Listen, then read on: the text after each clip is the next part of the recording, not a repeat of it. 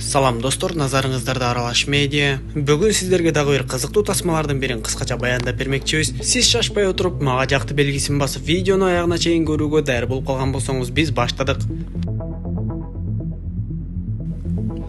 Тасманын башында эле аэропортко бара жаткан Артур Бреннан аттуу адам менен таанышабыз. Ал эмнегедир эле ошол жактагы унаа токтотуучу жайдан унаасын ачык эле таштап кетип калат. Ал дароо эле аэропортко кирип, Токиого билет ала баштады. Өзү менен кошо капчыгы жана башка майда чүйдө нерселери гана болбосо, башка жүгү деле жок болчу. Чынында ага эч кандай жүктүн деле кереги жок эле. Анткени каарманыбыздын бара турган жери Аугига Хара деп аталган өз жанын кыйгандардын токою болчу. Көп өтпөй эле каарманыбыз ошол токойго да жетип, чынында бул жерге өз өмүрүн кыйгысы келген адамдар келет экен. Токойду аралап басып кирип жөнөгөн каарманыбыз көп өтпөй бир чоң таштын үстүнө олтуруп, өзүнө жазылган катты ачпастан таштын үстүнө коюп коет да, чөнтөгүнөн кандайдыр бир дарыларды алып чыгып эле биринин артынан бирин ичмекчи боло баштайт. Бирок ал 1-2 дарыны ичкенден кийин эле маңдай жактан бир адамды көрүп калды. Ал адамдын билектери канаган абалда алсырап араң басып бараткан эле. Анда ойлонуп кеткен Артур өмүрүнүн акыркы мүнөттөрүндө бул адамга жардам берип коюуну чечип, ал адамдын жанына жетип барып эле эмне болгонун сурай баштайт.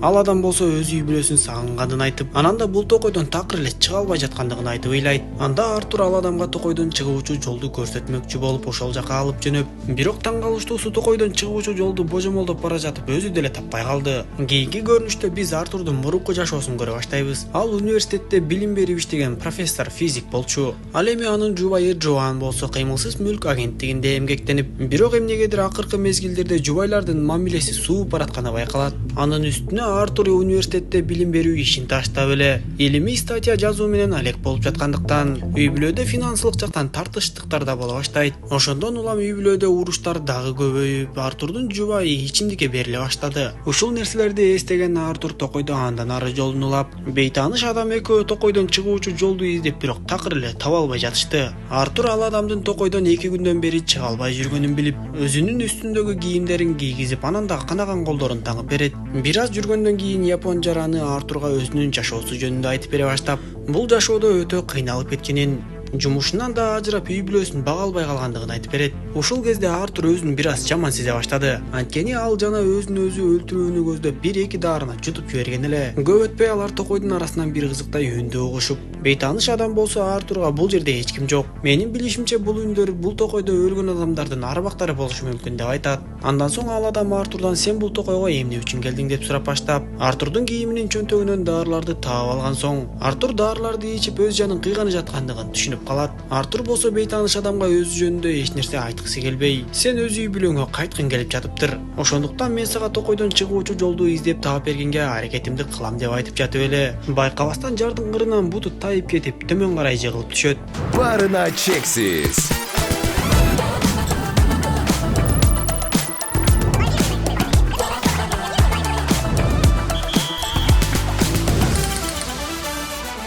Барына чексиз.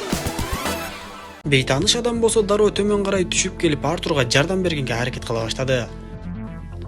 Бул учурда Артур кайрадан мурунку жашоосун эстеп, ал адаттагыдай эле үйүнө келсе жубайы ичимдик ичип уктап калыптыр. Мештеги коюлган чайнек болсо дээрлик кайнай берип өрттөнгөнү калган. Үй өрттөнүп кетсе эмне болот деп Артур аялын ойготуп кыйкырып, ал күнү дагы алар катуу урушушуп, бирине бири күнөө таккандан такыр тажашпайт. Караңгы кирсе дагы 2 адам токойдон чыгуучу жолду издөөнү токтотпой, бейтааныш адам өзүн Такуми деп тааныштырып, аялынын аты Кира, кызынын аты Фую экендигин айтат. Көп өтпөй алар токойдон сууну таап алышып, андан ичишип суусунун кандырышат. Андан соң алар таш үстүндө өсүп турган гүлдү көрүшүп, Такуми дароо эле өзүнүн билгендерин айтып, бул токой жөн токой эмес, бул гүл дагы жөн өскөн жок. Качан адам өлүп анын жаны тиги дүйнөгө кеткенде, анын денесинин ордуна ушундай гүл өсүп чыгат деп айтып берет. Андан арыда жүрүштү улантышып, бир жерден бакка асынып муунуп калган адамды көрүшүп, Артур ал адамдын чөнтөгүндөгү документин алып чыгып, немец жараны экенин билет. Ал эми Такуми болсо Артурга бул жака адамдар дүйнөнүн ар бурчунан келишет деп айтат. Ушул жерден Артур кайрадан мурунку жашоосун эстеп кетип,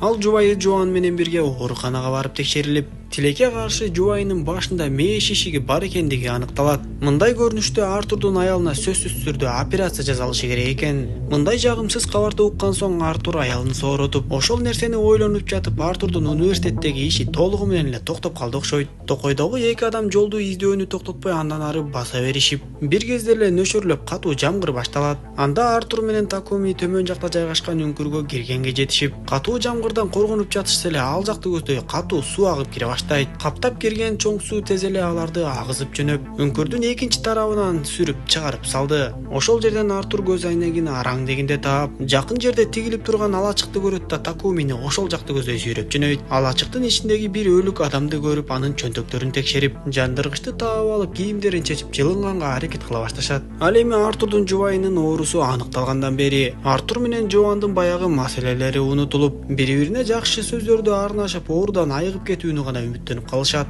Бул кезде Жоандын операцияга кирээрине 12 саат калган болчу. Жоан Артурга: "Мен эртең дарыгерлер мени тегеректеп турган абалда, ошол жерде өлүп калыштан коркуп жатам. Эгер мен ушул бойдон көзүмдү ачпай кала турган болсом, кийин сенин кезегиң келгенде идеалдуу жерге барчы" деп айтат. Бул кезде токойдогу эки адам от жагып, жылынып калышкан. Артур ошол жактагы өлгөн адамдын чөнтөктөрүн аңтарып жатып, дагы бир рацияны таап алат. Ал дароо эле ким болсо дагы байланышка чыкканга аракетин кылып, бирок Такуми ага адаттагыдай сөздөрүн айта баштады. Ал Артурга: "Бул токойго келгендердин баардыгы эле өлүмдү көздөп келишет. Бирок токойго кирип жүргөндөн кийин бир канча убакыттан соң кайрадан артка өздөрүнүн жашоосуна кетүүнү көздөп башташат. А бирок токой аларды кое бербейт. Эгер токой сени кайрадан артка кое бере турган болсо, анда анын дагы себеби бар. Анда балким сен бактылуу жансың" деп коет. Ошондо гана Артур Такумиге өз аялы жөнүндө айтып бере баштап: "Чынында аялымдын ичимдик ичип калышына мен дагы күнөөлүмүн. Анткени мен бир жолу аялымдын көзүнө чөп салганмын, ал дагы бар чындыкты билип калган. Бирок ошого карабастан биз ажырашкан жокпуз. Мейли канча урушсак дагы биз болбой эле бири-бирибизди баары бир жакшы көрчүбүз. Мен аялымдын кадырын, анын оорусун билгенде гана сезе баштадым. Бирок мен ага эми гана чындап көңүлүмдү бура баштаганда ал бул дүйнө менен кош айтышты. Мен аны баалаганга жетишпей калдым" деп айтып ыйлайт. Такуми болсо Артурга: "Сенин жубайыңдын жаны эч жакка кеткен жок. Бул токой сенин жубайыңдын жанын сени менен бирге кармап турат. Ал сени угуп жатат, сезип жатат" десе, Артур ого бетер көзүнө жаш алып, жубайынан кайра-кайра кечирим сурап жатты. Жоандын өлүмүнөн кийин Артурга бир кат келген эле. Бирок Артур ал катты ачпастан эле жубайынын артынан кеткиси келип, өлүм үчүн эң ылайыктуу жер деп Google'дан издеп, Аугигахара деп аталган ушул токойду тапкан болчу. Таң атып Артур андан ары жүрүү үчүн Такумини ойготуп, бирок Такуми такыр эле кыймылдай албай алысырап калгандыктан аны ошол жерге таштап кетүүгө туура келет. Бирок Артур Такумиге сөзүн берип: "Мен бул токойдон чыгуучу жолду сөзсүз түрдө табамын. Жана да жардамды чакырып сага кайтып келем" деп жөнөп кетет. Артур андан ары жолду издеп жүрүп отуруп, бир кезде рациясы иштеп кеткендей болуп, кимдир бирөөнүн үнү чыгат. Шашкалактап жогору чыгып бара жатып, кайрадан төмөнгө кулап түшүп, ошол жерден бир аз эсин жоготуп, мурунку жашоосун көрө баштайт. Көрсө Жоандын операциясы ийгиликтүү аяктап, Артур жубайынын жанында сүйүнүп отуруптур. Шартка ылайык эми Жоанды башка ооруканага которуш керек болуп,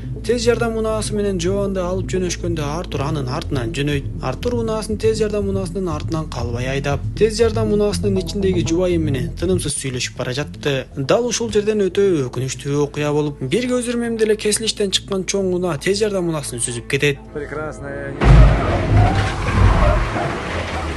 Бактыга жараша Артурдун рациясындагы үндөрү угулганбы айтор. Ошол жактын токой кароолчулары бир нерседен шектенип издөөнү башташат. Эсине келген Артур болсо куткаруучулар мени укпай калдыбы деп ойлоп, жар бетиндеги тепкичтер менен жогору көтөрүлүп, аксасада басып жөнөйт. Акыры ал өз күчү менен баягы токойго өзү кирип келген жолдон таап чыгат. Бирок такыр эле ал күчү калбай калгандыктан ошол жерде жыгылды. Көп өтпөй аны байкаган куткаруучулар келип алып жөнөшүп, Артур болсо үнү чыкпай калгандыктан шыбыраган үндөрү менен "Токойдун ичинде бир адам калды" деп кайталай берет. Бирок аны эч ким уккан жок. Ошондо Артурга кайрадан мурунку күндөрү элестеп, жол кырсыгынан кийин анын жубайы дагы каза таап, Артур болсо көзүнө жаш алып отурат. Ал жанындагы адамга: "Көрсө мен жубайым жөнүндө жакшы деле нерсе билбейт экем. Ал кандай өңдү, кайсы мезгилди, кандай китепти жактырарын да билбейт экем" деп айтат. Андан соң жубайынын бир туугандарынан сурап, анын жакшы көргөн китебин билип алат. Ооруканада эсине келгенден кийин Артур унутуп калбайын деп Такуминин аялы менен кызынын атын Киро Фую деп жазып койду.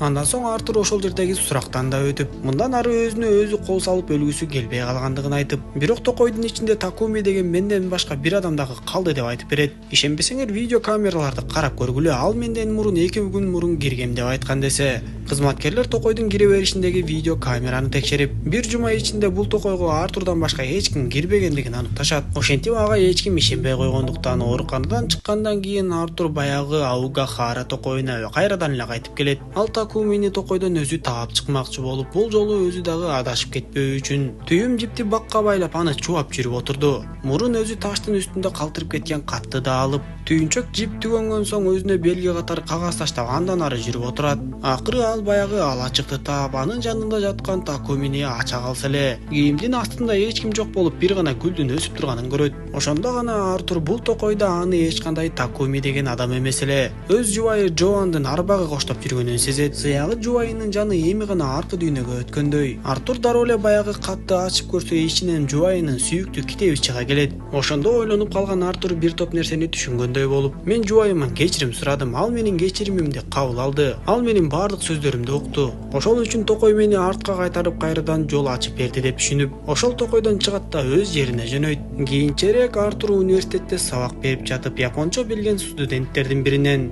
баягы Такуми айткан Киро жана Фую деген сөздү котортуп көрөт. Көрсө ал сөздөрдү япончодон которо келгенде сары жана кыш дегенди түшүндүрөт экен. Ошондо Артур жубайынын арбагы аны менен сүйлөшкөнүнө чындап ишенип, көрсө жубайынын жакшы көргөн өңү сары болгонун, ал эми жакшы көргөн мезгили кыш экенин түшүнөт. Дал ушундайча тасма соңуна чыгат. Достор, видео жаккан болсо мага жакты белгисин басып, дос тааныштарыңыз менен бөлүшүп койгонду унутпаңыз. Кийинки видеолордон көрүшкөнчө аман болуңуздар.